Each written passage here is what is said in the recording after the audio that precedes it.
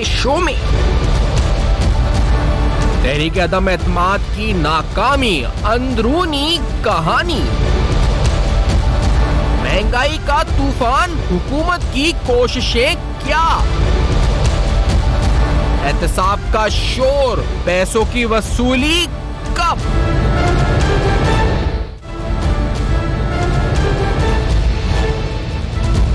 अस्सलाम वालेकुम। पस पर्दा हक़ाइक़, सनसनीखेज़ इंकशाफ़ात, प्रोग्राम बेनकाब में हूँ आपके साथ सफ़ान खान। तहरीक अदम एतमाद की नाकामी के बाद अपोजिशन की अब तवज्जो ये है जी कि 14 वोट आखिर गए किधर। उन 14 नामों को ढूंढा जाए, उन 14 नामों की तलाश की जाए वो कौन है जो मुनरिफ हुए, फिर उनके खिलाफ क्या कार्रवाई होगी, क्या आईन व कानून को इजाज़त देता है, पार्टी डिसिप्लिन के तहत कार्रवाई करेंगे, जो बज़ाहिर लगता है, जो उनकी बातों से अब तक लगता है। और गवर्नमेंट की सोच जो रिसेंटली अभी तक है, गवर्नमेंट ने कामयाबी मनाई है। उसके अलावा शहजाद अकबर साहब ने अभी कुछ देर कबल भी एक प्रेस कॉन्फ्रेंस की है, उन टीटीज़ का हवाला दिया है जिसके तहत शहजाद अकबर साहब ने सबूत भी पेश किए, आज फिर सहाफ़ियों के सामने भी रखे हैं कि किस तरह से टीटीज़ के जरिए नवाज शरीफ फैमिली की, जो उससे पहले सुलेमान शहबाज मुबैना तौर पर शहबाज शरीफ साहब के ख़ानदान के लिए किरदार थे, वही किरदार अब नवाज शरीफ साहब की फैमिली के लिए यूसुफ अब्बास साहब और यानी नवाज शरीफ साहब के एक भतीजे जो एक और हैं वो किरदार अदा कर रहे थे। और ये टीटीज़ के जरिए किस तरह Ramzan sugar mills, Chaudhary sugar mills और ये एसेट जो थे इस वक्त एक्यूमुलेट हो रहे थे। एसेट बियॉन्ड मीन्स का केस इस वक्त है। ये तमाम अहम तरीन डेवलपमेंट के साथ आपको ये बताते हैं कि एहसन इकबाल साहब ने जो अभी रिसेंट स्टेटमेंट दी है ऑन द सेनेट इलेक्शंस, जो 14 अरकान मुनहरिफ हुए सेनेट के ऊपर, जो मुनहरिफ हुए सेनेटर्स और नून लीग की स्ट्रैटेजी क्या है इस पर लेट्स हियर दिस के क्या स्टेटमेंट दिया। कल जो तमाम अपोजिशन जमातों का इजलास हुआ उसमें यही फैसला हुआ कि हर जमात अपने अपने अंदर झाड़ू मारेगी और ऐसे लोगों की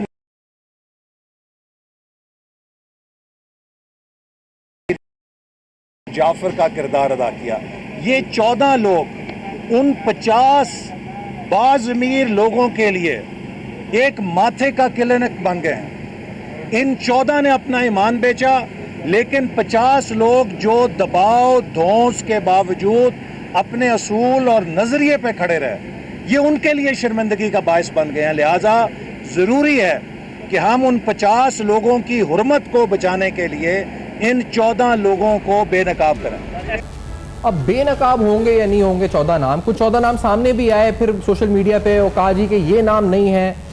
हम जानते हैं कि हुकूमत की स्ट्रैटेजी क्या है, अंदरूनी कहानी क्या हुई है। इसी से स्टार्ट करते हैं सेनेट इलेक्शंस को लेकर। और पाकिस्तान तहरीक इंसाफ के बड़े मरकजी द फेस ऑफ पीटीआई जिनको कहा जाता है, सेनेटर फैसल जावेद साहब हमें ज्वाइन कर रहे हैं इस्लामाबाद स्टूडियोज में। फैसल जावेद साहब शुक्रिया, बहुत बहुत थैंक यू है। आपने गुफ्तगू सुनी होगी एहसन इकबाल साहब की। फैसल जावेद साहब, एहसन इकबाल साहब कहते हैं 14 नाम ढूंढेंगे, आपके इल्म में है ये 14 नाम कौन से, और इनको ढूंढने से हमें फायदा या नुकसान क्या होगा आपके नजदीक, ये अपोजिशन को क्या फायदा नुकसान होगा?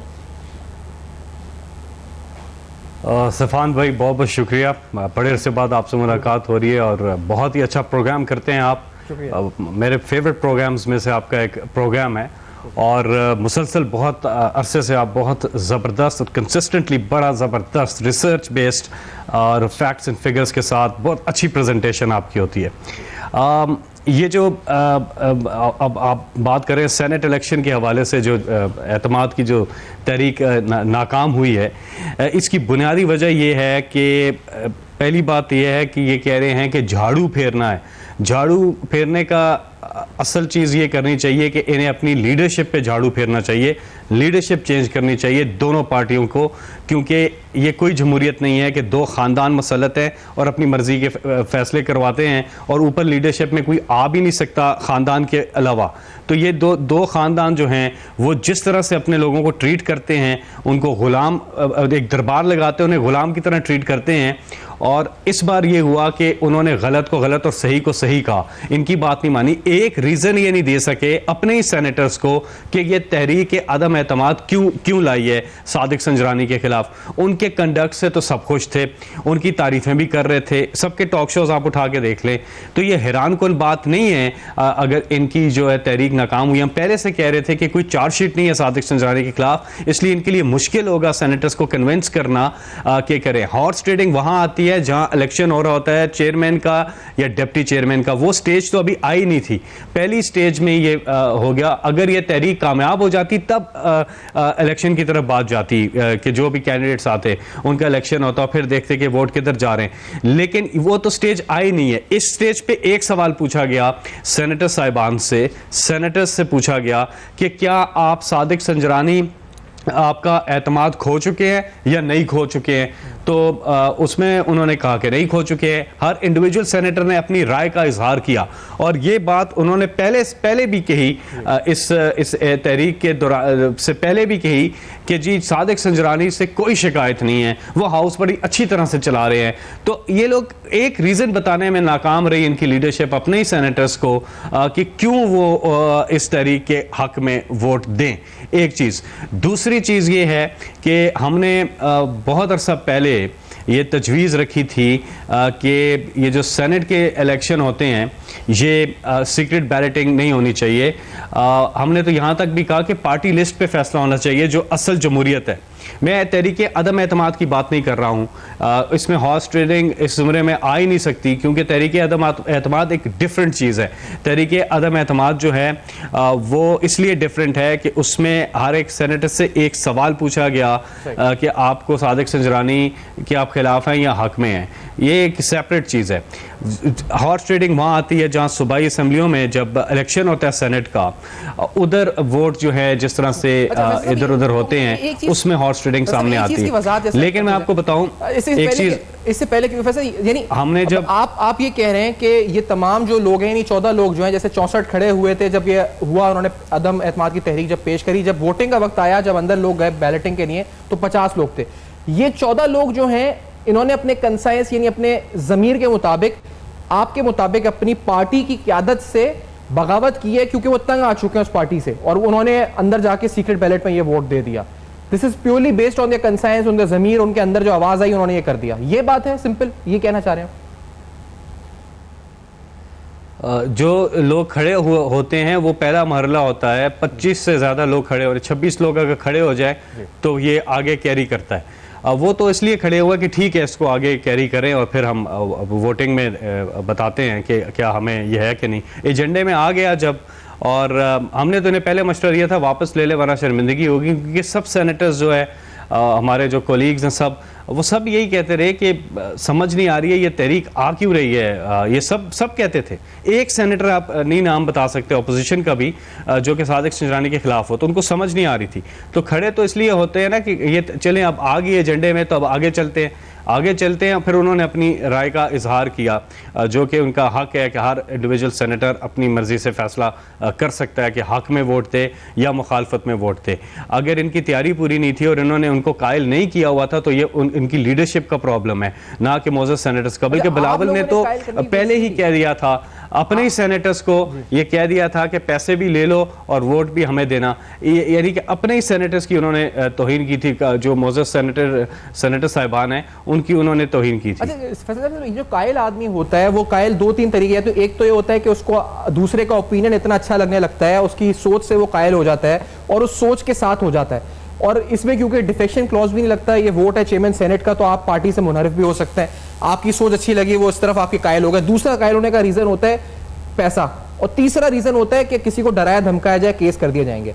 अब इन तीन में से कौन सी वजह है? ये है कि जी वो इमरान खान के विजन या सादिक संजरानी की पर्सनैलिटी से कायल हो गए, ये वजह है? पैसा वजह है या डर वजह है?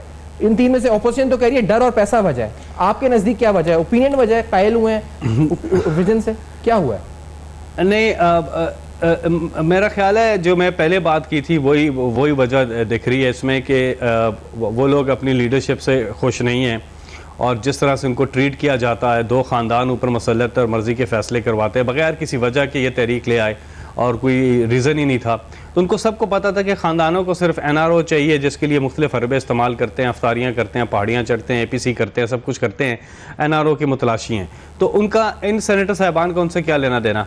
वो तो अब नए पाकिस्तान में ये गलत को गलत और सही को सही कहा जा रहा है। ये अच्छी बात है कि उन्होंने कहा कि नहीं जी सादिक संजरानी पे कोई एतराज़ नहीं है, तो he should continue as chairman senate, तो ये तहरीक ठीक नहीं है।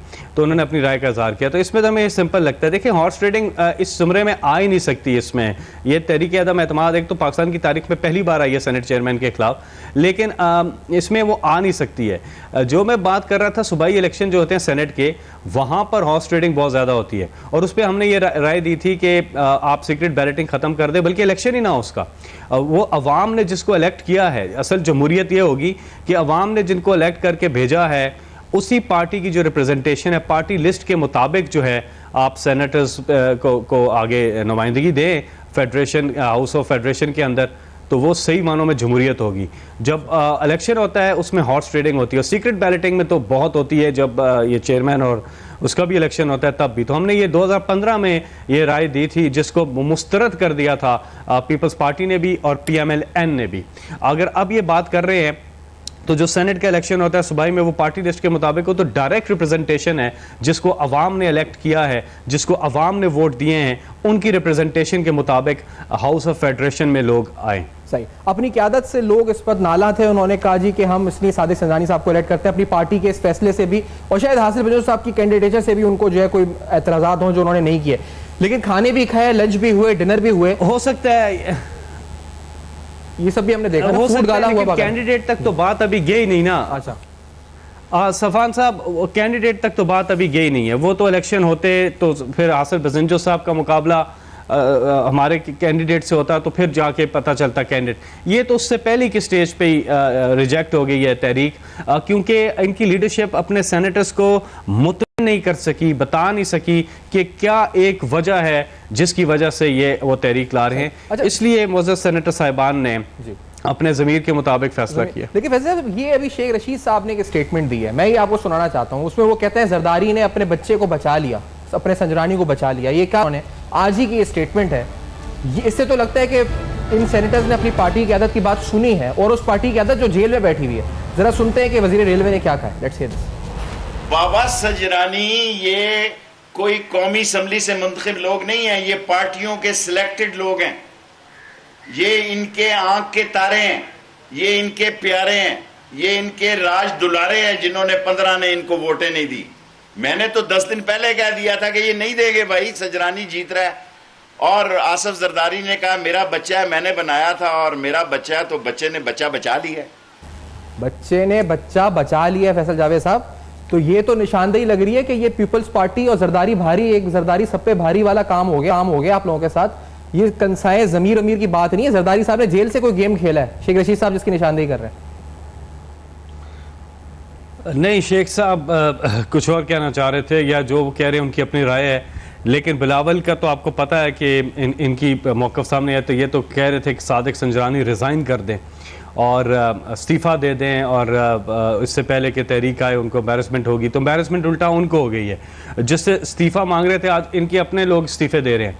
तो वो तो उनकी पोजीशन क्लियर थी, इस पे पीपल्स पार्टी की पोजीशन तो क्लियर थी, और वो कंसेंसस से कैंडिडेट लेके आए। और ये पूरी जो चीज़ है, इसमें पीपल्स पार्टी पेश थी सादिक संजरानी के खिलाफ, और जिस तरह से वो इसको लेकर के आए। लेकिन बात यह है कि जो बिलावल हो गए या उधर दूसरे हो गए, ये लोग अपने सेनेटर्स को मुतमिन नहीं कर सके कि क्या वजह है। अगर अपनी करप्शन बचाने के लिए लोगों को इस्तेमाल करना है हमेशा, तो मेरा ख्याल है वक्त आ गया, लोगों ने फैसला किया है कि अब ये कंटिन्यू नहीं हो सकता। हर एक बंदे ने अपने ज़मीर के मुताबिक गलत को गलत और सही को सही। ये शेख साहब की जाती राय हो सकती है, आप सही कह रहे हैं, लेकिन बात इसमें यह है कि सब जानते हैं कि आसिफ जरदारी एक पॉलिटिशियन है, एक श्रूड पॉलिटिशियन है, जेल से बैठ के। बिलावल भुट्टो एक इनएक्सपीरियंस पॉलिटिशियन है, बहुत से मामलात के अंदर आसिफ जरदारी साहब ही फैसला करते हैं आखिरी, और शायद आखिरी लम्हात में उन्होंने फैसला किया, और उन्होंने कहा जी कि शेख रशीद साहब ऐसी इतनी बड़ी बात कैसे कह सकते हैं कि जरदारी ने अपने बच्चे को बचा लिया।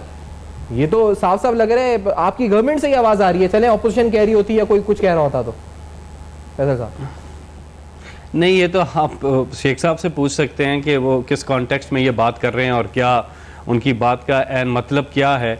लेकिन मैं तो आपको वो बता रहा हूँ जो कि मुझे दिख रहा था सेनेट के अंदर, जिस तरह से हमारे कोलीग्स हैं सारे सेनेट में, और वो हर एक बंदा, और इनके टॉक शोज़ भी आप उठा के देख लें सबके, तो वो कह रहे थे कि समझ नहीं आ रही है कि क्यों ये तहरीक आ रही है। ये खुद सेनेटर्स कहते थे, और उनकी समझ में नहीं आई कि ये तहरीक क्यों आई। अच्छा, एक ब्रेक लेते हैं फैसल जावेद साहब, इसके बाद मजीद कुछ सवालात इस हवाले से, फिर हम गवर्नेंस के ऊपर पाकिस्तान तहरीक इंसाफ की। लेकिन after this very short break, senate में जो हुआ इस पर तहरीक अदम एतमाद के साथ ये अपसेट, और इस अपसेट पर गवर्नमेंट की पॉलिटिकल स्ट्रैटेजी क्या थी, ये हमने जाना है। इस ब्रेक के बाद मजीद सवालात हमारे साथ।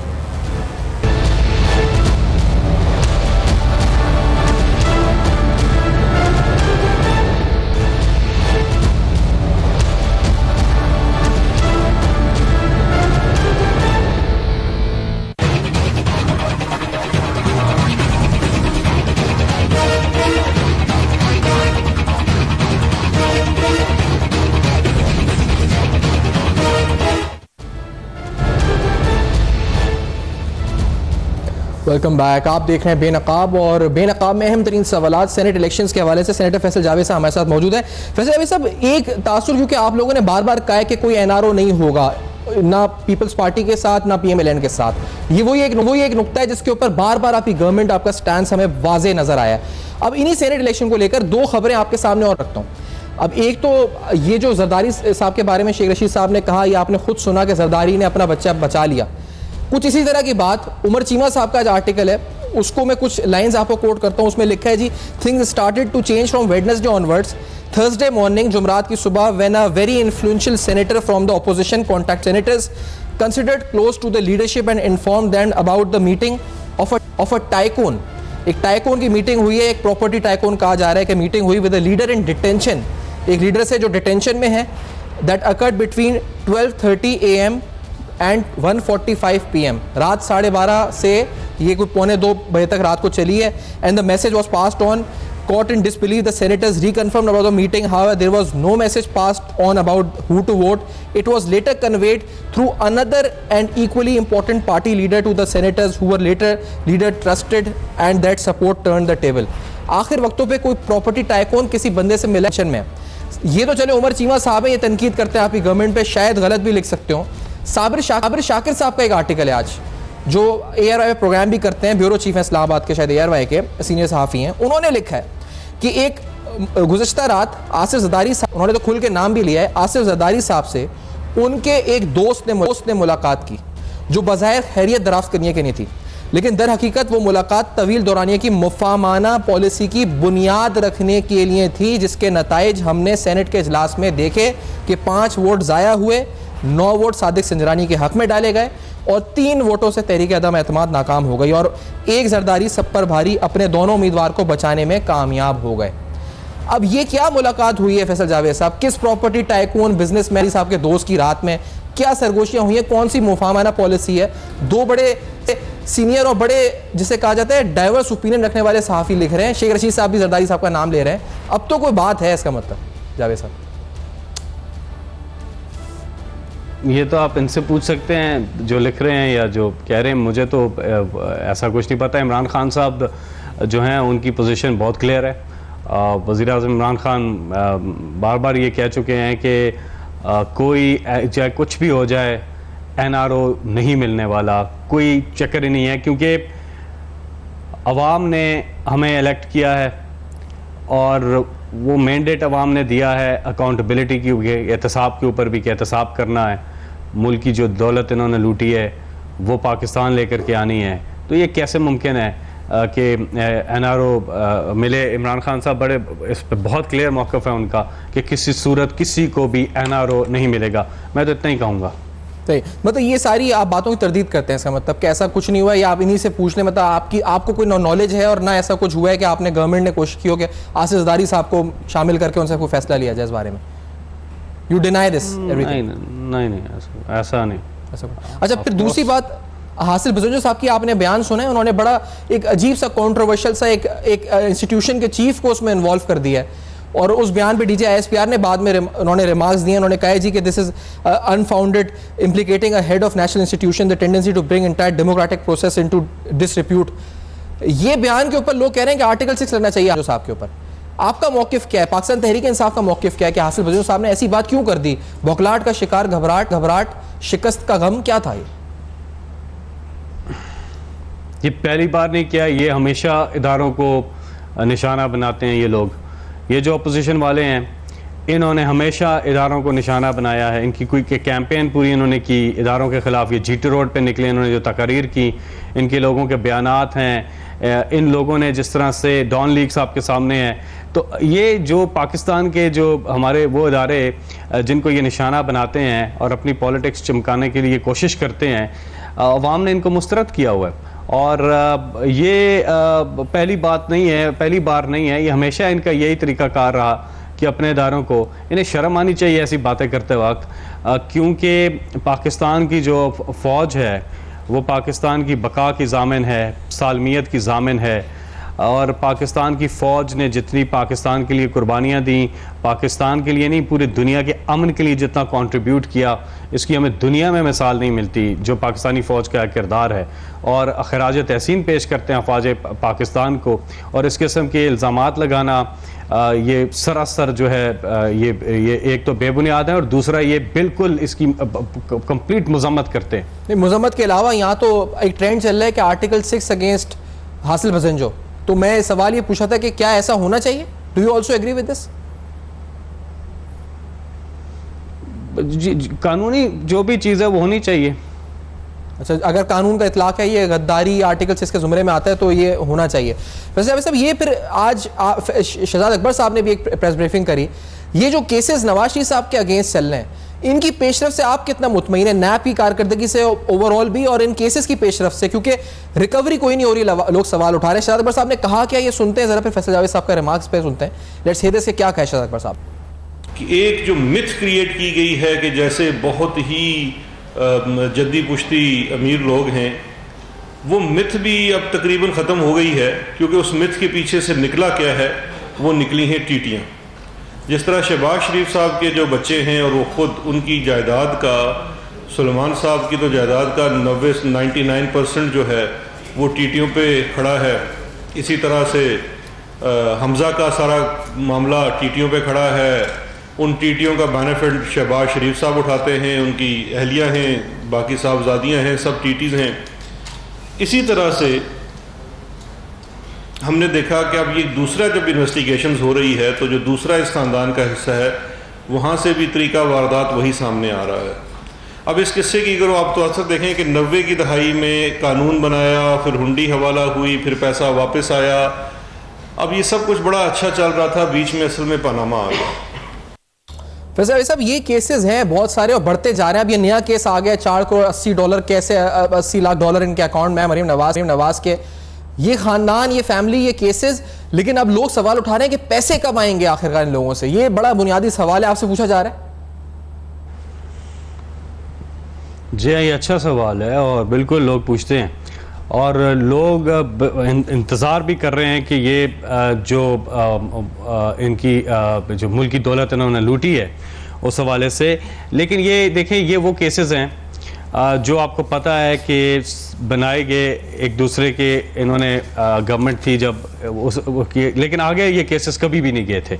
ये पहली बार आगे जा रहे हैं, अकाउंटेबिलिटी जिस तरह से हो रही है, अदारे आज़ाद हैं और अदारे, इससे पहले तो ये सिर्फ आपस में डील करने के लिए करते थे और कोई अकाउंटेबिलिटी नहीं होती थी। दोनों लूटते थे मुल्क को, दोनों ने करप्शन, सब चीज़ें सामने आ गई, सब चीज़ें करते थे, लेकिन एक दूसरे के खिलाफ इलेक्शन मुहिम में तो ले आते थे लेकिन कभी भी अकाउंटेबिलिटी नहीं करते थे। तो ये पहली बार अकाउंटेबिलिटी होने जा रही है। ये बहुत ज़बरदस्त एक पेशरफ्त है।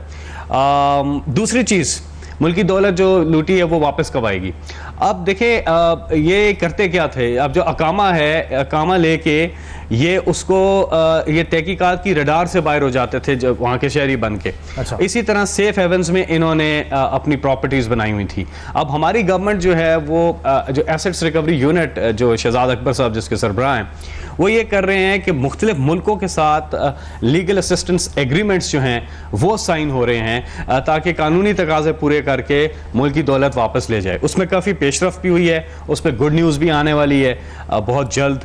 लेकिन वो जो कानूनी एक चीज़ें हैं वो तय करने के बाद फिर ये लूटी दौलत पाकिस्तान जो है वो वापस आना शुरू होगी। नहीं तो आपको इनकी तरफ से कोई ऑफर है कि हम प्ली बार्गेन कर लें? अभी तक यानी यहाँ इनकी जो जायदादें हैं पाकिस्तान में उनको जब्त करने के लिए कोई कार्रवाई अब तक हुई है? और दूसरी बात, इनकी तरफ से कोई ऑफर है कि हम प्ली बार्गेन करके इस मामले को खत्म करें? स्पेसिफिकली स्पीकिंग आसिफ जरदारी साहब की तरफ से कि सुन रहे हैं कि वो शायद प्ली बार्गेन की तरफ आ रहे हैं, कोई ऐसी अप्रोच अभी तक आई है आपकी इत्तला में कि उन्होंने किया अप्रोच? देखिए, इदारे अपना काम कर रहे हैं, इदारे एहतसाब कर रहे हैं और सारी चीज़ें कर रहे हैं। जहाँ तक प्ली बार्गेन की बात है तो एक चीज़ ज़रूर है कि ये जो जेलों में हैं और इनको ये ज़रूर कहा गया है कि आप जो हैं जितनी दौलत लूटी है वो वापस कर दें, मुल्की ख़जाने में वापस दे दें और जाएं। नहीं, लेकिन ये जिस तरह हुआ है अभी रिसेंटली नूरियाबाद केस में, नूरियाबाद पावर प्लांट केस में जो फेक अकाउंट्स केस है, उसमें एक रिकवरी नैब ने की है 2.12 अरब रुपए की। 3 अक्यूज थे, तीनों ने प्ली बार्गेन करा, अकाउंटेबिलिटी कोर्ट ने एक्सेप्ट की उनकी एप्लीकेशन और तकरीबन 2 अरब रुपए की रिकवरी हुई है। ये वाहिद पहली रिकवरी है जो इस केस में होना शुरू हुई है। अभी बुनियाद पे हम समझ सकते हैं कि आगे फैसल जावेद साहब कुछ रिकवरीज होंगी मजीद। आसिफ ज़रदारी साहब से स्पेसिफिकली इनके फेक अकाउंट्स केस में अरबों रुपए का सिस्टम पूरा बना हुआ था, पता नहीं कितना पैसा सिंध का गया। क्या आपकी तवक्कुआत हैं इस बारे में? देखिए, अदारे अपना काम कर रहे हैं और वो जिस तरह से करेंगे तो आपके सामने चीज़ें आएंगी। लेकिन ये है कि जहाँ तक हमारी पार्टी का जो मौक़िफ़ है इस पर, या गवर्नमेंट का जो मौक़िफ़ है कि किसी को नहीं छोड़ा जाएगा। जिसने इस मुल्क के साथ ज़्यादती की है, गरीब आवाम को लूटा है और पैसे बाहर ट्रांसफ़र किए, करप्शन की है, मनी लॉन्ड्रिंग की है, वो एक एक पैसा जो है वो वापस लाना है और उस तरफ जाएगी बात। सही। फैसल साहब, एक अहम पहलू है, मैं ऐसे आपसे पूछना चाहूँगा महंगाई के हवाले से, क्योंकि तकरीबन 68 माह के हाई पर, 5.5 साल के हाई पर इन्फ्लेशन रेट आ गया है, डबल डिजिट में 10.30%। आज नून लीग के कुछ रहनुमाओं ने इस पर गुफ्तगू भी की। एहसन इकबाल साहब ने जो कहा है आपको सुनाते हैं, इस पर आपके कमेंट हमें सुनना है। इकबाल साहब ने जो कहा है, लेट्स हियर दिस, के महंगाई के ऊपर बढ़ती हुई, क्या कह रहे हैं एहसन इकबाल साहब? Let's hear this.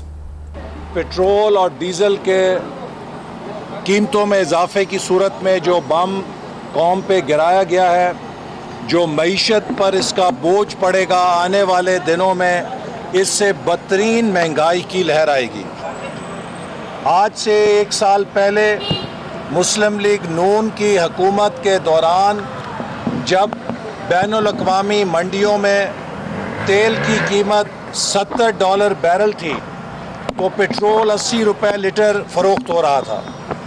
आज जब बैनुल अक़वामी मंडियों में पेट्रोल की या तेल की फ़ी बैरल कीमत $60-65 के करीब है तो 118 रुपए लीटर पेट्रोल और 132 रुपए लीटर डीजल फ़रोख्त किया जा रहा है। अब ये बड़ा सीरियस कंसर्न है फैसल जावेद साहब। एहसास प्रोग्राम या फिर दस्तरखान लगा देना या पनाहगाहें, वो इस पेट्रोल के इम्पैक्ट को मिटिगेट नहीं कर सकती। वो इम्पैक्ट है अपनी जगह महंगाई का। क्या कर रहे हैं आप लोग, क्या सोच रहे हैं और इसके लिए क्या स्ट्रैटेजी है? क्योंकि ये तो बड़ा आवाम को मुश्तिल कर रही है और अपोजिशन इसका फायदा उठाएगी। बिल्कुल पॉलिटिकल फॉल आउट आपके लिए इसका है इम्पैक्ट। फैसल जावेद साहब, देखिए, मैं आसान अल्फाज में बताता हूँ पाकिस्तान का मसला क्या है। ये जो अफलातून है ना, ये सारे जो बनते हैं चैंपियन बनते हैं इकॉनमी के, इन्होंने मुल्क का जो हशर किया है, जिधर लेकर के आए हैं। पाकिस्तान बना 1947 में और 2008 तक सिर्फ 6,000 अरब रुपया कर्जा। 10 साल में इन्होंने आके 30,000 अरब पे ये कर्जा लेके गए हैं। तो ये लेक्चर ना दिया करें इकॉनमी के ऊपर। ये इन्होंने जो किया वो नहीं करना तो इकॉनमी ठीक होगी। पहली स्टेज में हमने इकॉनमी को दिवालिया होने से बचाया। जो हालात थे, जिधर हमें इकॉनमी मिली, हमें जर्मनी या स्विट्जरलैंड की इकॉनमी नहीं इनहेरिट की, पाकिस्तान की है। और 2008 से लेके 2000 अपनी इलेक्शन तक 18 के जो इन्होंने पाकिस्तान के साथ किया है, वो कोई दुश्मन भी नहीं कर सकता जिधर ये इकॉनमी को लेकर गए थे। तो पहले मरहले में हमने इकॉनमी को दिवालिया होने से बचाया।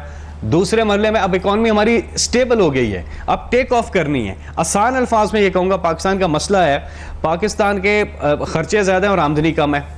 हमने इसके अंदर तवाज़ुन लाना है। पहली स्टेज में 1 साल लगेगा। इसमें पहली स्टेज में आमदनी और खर्चों को बराबर कर देंगे। दूसरी स्टेज में हम इंशाल्लाह इकॉनमी इधर जाएगी कि आमदनी ज़्यादा होगी और खर्चे कम होंगे। अच्छा, यही हर घर का मसला है। ये जो महंगाई होती है, दस्तरस से चीज़ें बाहर होती है, मसला ये होता है कि आपका तवाज़न आउट होता है, आपके खर्चे जो हैं वो ज़्यादा होते हैं और आमदनी कम होती है। तो इस पर काम हो रहा है। अब करंट अकाउंट डेफिसिट हमारा 30% नीचे गया। ये $20 बिलियन पे छोड़ के गए थे अफलातून, और हम इसको 13 बिलियन डॉलर पे ले आए हैं। 30% हम इसको मजीद नीचे आएगा। इन्वेस्टमेंट्स बढ़ रही हैं, हमारी एक्सपोर्ट्स ऊपर जा रही हैं, हमारी इंपोर्ट्स नीचे आ रही हैं। तो इंडिकेटर्स जबरदस्त हैं। लेकिन ये बात एडमिट करना भी जरूरी है कि महंगाई है, मुश्किल हालात है। ये जो वो पूरा मलबा डाला है ना इन्होंने, उस मलबे को हटाने में टाइम लगेगा।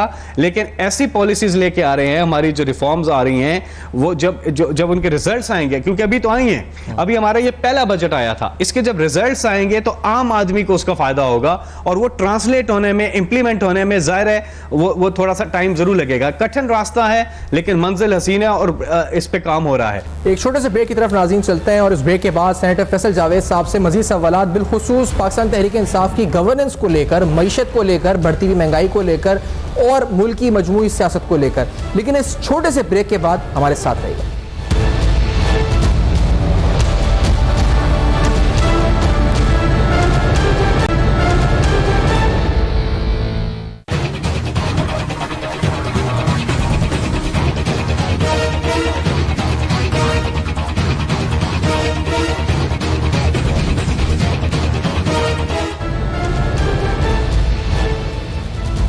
Welcome back. आप देख रहे हैं बेनकाब, और बेनकाब में अहम तरीन सवालात हम जान रहे हैं जी फैसल जावेद साहब से कि सेनेट इलेक्शंस में आखिरकार क्या हुआ। साथ साथ पाकिस्तान तहरीक इंसाफ के खिलाफ जो तनकीद हो रही है, उस तनकीद की बेसिक जो वजह इस वक्त है, मेन जो पॉइंट इस वक्त है, वो मईशत है, महंगाई है बढ़ती हुई। हम ये जानते हैं कि महंगाई की जो शरह है वो 10.3%, यानी तकरीबन 68 माह का बुलंद तरीन सतह, 5.5 साल की बुलंद तरीन सतह पर आ चुकी है। महंगाई में इजाफा है, पेट्रोल की कीमतों में इजाफा है, और बिलखुसूस जो पाकिस्तान तहरीक इंसाफ का मंशूर है करप्शन का पैसा वापस लाना, उस पर कितनी हद तक पाकिस्तान तहरीक इंसाफ अमल कर सकेगी, कितना पैसा वापस आ सकेगा, हकीकत में आ सकेगा, या सिर्फ बयानिए तक और बातों तक रहेगा। और साथ साथ ये बात भी कि ओवरसीज पाकिस्तानी से कंट्रीब्यूशन, क्योंकि फैसल जावेद जाते रहे हैं मुल्क से बाहर, काफ़ी इंटरेक्शन होने रहा है, क्या वो उतना रहा या नहीं रहा। और अहम तरीन मौजू, क्योंकि हम इस वक्त शहर कराची की जो आवाज़ है उठाते रहे हैं, कितना पानी की वजह से नुकसान हुआ है, बारिशों की और सैलाबी रेले की वजह से नुकसान हुआ है, वो के इलेक्ट्रिक हो, वो अमवात हो, वो यहाँ पर नाकिस निज़ाम हुकूमत हो, इंतज़ामी कंट्रोल हो। आज गवर्नर सिंध इमरान इस्माइल साहब और इमरान खान साहब की मुलाकात भी हुई है, तो फैसल जावेद साहब उस पर भी क्या कहते हैं ये उनसे जानते हैं। जी फैसल जावेद साहब, आप देखिए प्राइम मिनिस्टर ने एक जाती घर में रहते हैं, कोई कैंप ऑफिस नहीं है, वहां पे फेंस लगानी थी अपनी जेब से खर्चा किया, सड़क ठीक करवानी थी अपनी जेब से खर्चा किया, कोई हुकूमती खर्चा उस पर नहीं हुआ, अपनी जेब से किया। दूसरी और फिर प्राइम मिनिस्टर हाउस के जो अखराजात हैं उनमें बहुत ज़्यादा कमी आई है, 40% नीचे गए। इसके अलावा कैबिनेट ने अपनी सैलरीज जो हैं वो कम की हैं। अफवाज पाकिस्तान को खराज तहसीन उन्होंने अपना बजट कट किया है, तो हर एक अपना हिस्सा डाल रहा है और पाकिस्तान के खर्चे कम कर रहे हैं और आमदनी बढ़ाने पे फोकस हो रहा है। इदारे हमारे कई इदारे जो हैं वो अब प्रॉफिट में चले गए हैं, कई इदारे आगे आने वाले दिनों में आपको खुशखबरियां मिलेंगी कि प्रॉफिट में चले जाएंगे। तो जब ये सब चीज़ें हो रही हैं, ये जो थोड़ा सा जो टाइम लग रहा है, जाहिर है उसका रीज़न ये है कि बहुत कबाड़ा किया इन्होंने बहुत कबाड़ा किया, उसको ठीक करने में टाइम लग रहा है। तो ये जो 1-2 साल का जो मैं पीरियड आपको बता रहा हूँ, उसके बाद आप देखेंगे हमारी इकोनॉमी टेक ऑफ करेगी, आम आदमी के हालात बेहतर होंगे। अभी भी इस बजट में भी बहुत से ऐसे मेजर्स किए हैं जिनका फोकस सिर्फ आम आदमी है। हमने एहसास प्रोग्राम जो है उसको 90 अरब से 190 अरब पे हम लेके चले गए हैं। हम जो लोगों के लिए, नौजवानों के लिए, बेवाओं के लिए, ज़हीफ़ों के लिए जो हमने इस बजट में चीज़ें लाई हैं वो अब लोगों तक पास ऑन होंगी। हेल्थ कार्ड देखें, 7.5 लाख रुपए तक इलाज आप मुफ्त में करा सकते हैं कोई ख़ानदान, हेल्थ कार्ड लेके। राशन कार्ड हम लेकर आए हैं। बहुत सी ऐसी चीज़ें हैं जो अब पहला बजट था, अब लोगों को पास ऑन होंगी। तो बहुत से ऐसे इकदाम किए जो आम आदमी की ज़िंदगी को बदलेंगे। मुश्किल रास्ता था, कठिन रास्ता था, लेकिन तय करके हम अब आगे निकल रहे हैं। ये एक बात आपसे, क्योंकि आप वो हैं जो शुरू से रहे हैं पाकिस्तान तहरीक इंसाफ के साथ, यानी फाउंडिंग मेंबर्स में से हैं।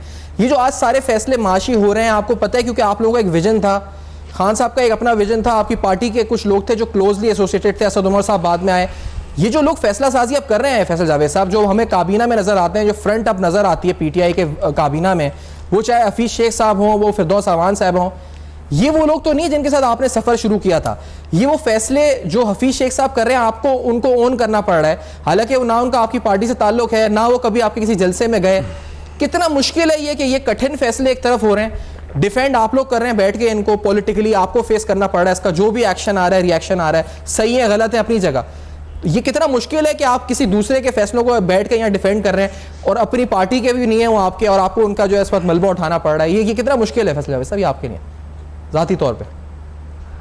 नहीं, मैं आपको बताऊं, ये जो कप्तान हैं, कप्तान की टीम है, कप्तान डिफरेंट होना ज़रूरी है। यानी कि कप्तान इमरान खान है इधर, वो जो उनके साथ थे पहले, जो उनकी कैबिनेट में थे, उधर उनके कप्तान को आप देखें, उनके कप्तान तो नहीं कहना चाहिए, जो भी उनके वो लीडर थे वहाँ पे, जो भी सरबराह पार्टी के जो बने हुए ख़ानदानी वो जो ऊपर बैठे हुए हैं, तो ये सारा कैप्टन का होता है। ये इमरान खान जो है उनकी लीडरशिप के अंदर आप देखेंगे इंशाल्लाह ज़बरदस्त, और इमरान खान जो है वो मिसाल कायम करते हैं, खुद is leading from the front जो कहते हैं, वो लीड करते हैं फ्रॉम द फ्रंट, और वो खुद करते हैं और फिर आगे होता है। इमरान खान का ये है कि अब पूरी दुनिया ये जानती है और मानती है और कहती है, चाहे वो अपोजिशन वाले क्यों ना हो, वो कहते हैं इमरान खान एक क्रेडिबल है, एक मुखलिस इंसान है, करप्ट नहीं है, खुद भी करप्ट नहीं है और करप्शन करने भी नहीं देते।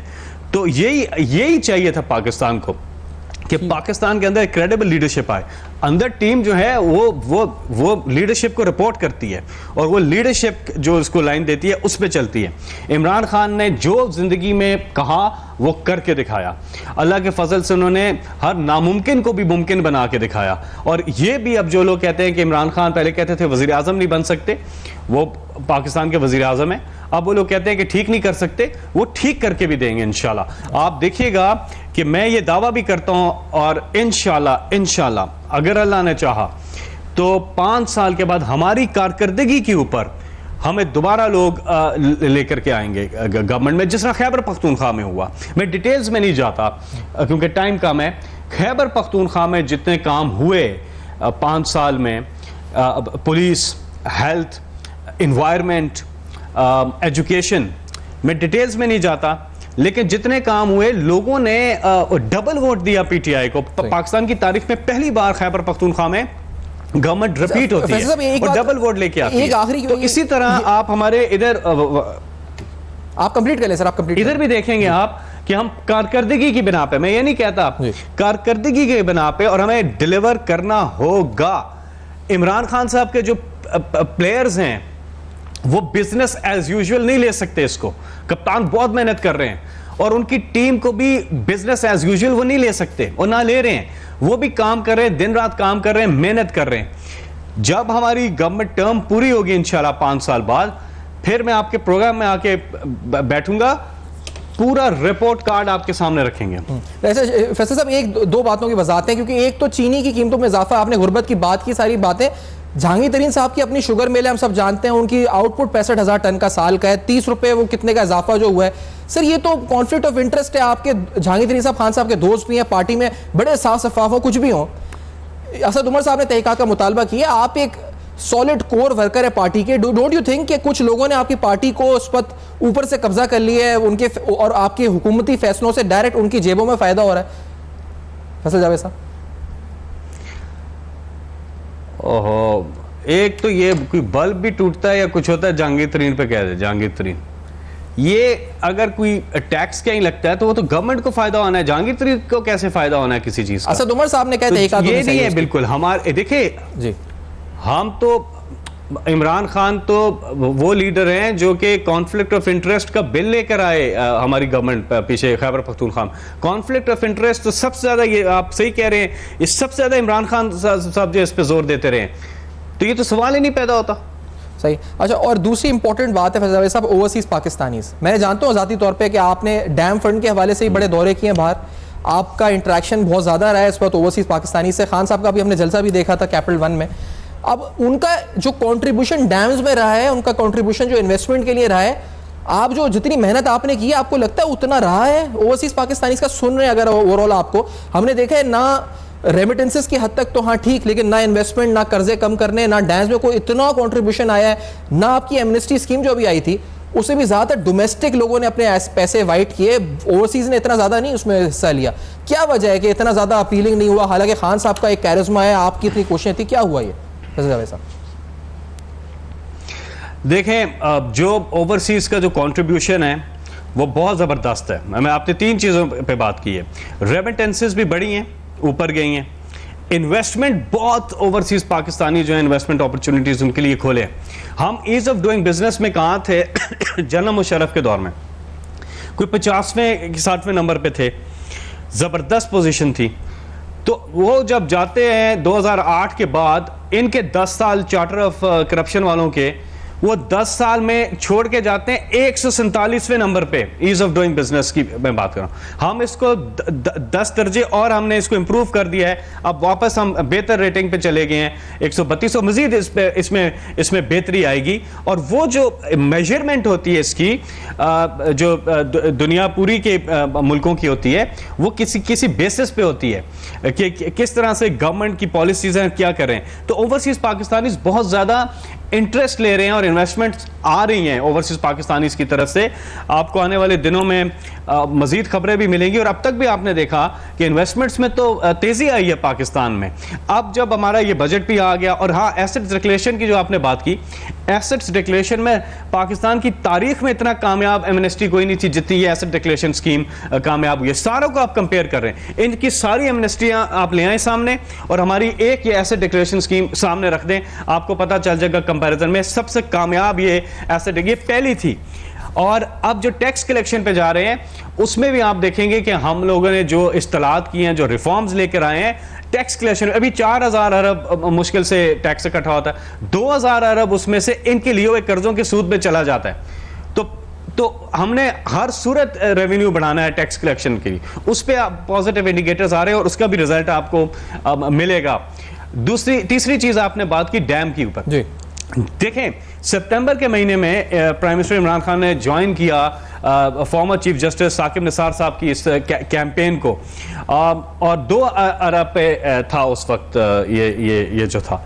विद इन नो टाइम ये 10 अरब पे पहुंचा, 8 अरब का उसमें इजाफा हुआ और ओवरसीज पाकिस्तानीज ने बहुत बढ़ चढ़ के कंट्रीब्यूट किया है। और यही हौसला, यही वो सेंस ऑफ रियलाइजेशन थी जिसकी वजह से इनॉग्रेशन भी होगी, ग्राउंड ब्रेकिंग, और काम शुरू हो गया है। और 6 साल के अंदर डैम बन जाएगा इंशाल्लाह, उस पे काम शुरू हो गया है। दूसरा जो डैम है मोहम्मद डैम बन जाएगा, दूसरा जो डैम है बादशाह डैम, उसकी भी ग्राउंड ब्रेकिंग होने जा रही है आने वाले कुछ हफ्तों में और उस पे भी काम शुरू हो जाएगा और वो भी डैम 9 साल के अरसे में इंशाल्लाह कंप्लीट हो जाएगा। मैं तो ये बहुत जबरदस्त कंट्रीब्यूशन है। अच्छा, ये तो वैसे लास्ट ही मैं शहर कराची में इस वक्त हूँ और यहाँ हमें शदीद तरीन इस वक्त जितने लोग हैं हम यहाँ बैठे बदतरीन तरीके से मुतासिर हुए बारिशों से। हमने वफाक, सूबाई हुकूमत सबको देखा है, सबको सुना है कि क्या बतनी हर एक दूसरे पे इल्ज़ाम तराशियाँ हो रही हैं। आज गवर्नर साहब की मुलाकात हुई है, इमरान खान साहब से भी हमने सुना है।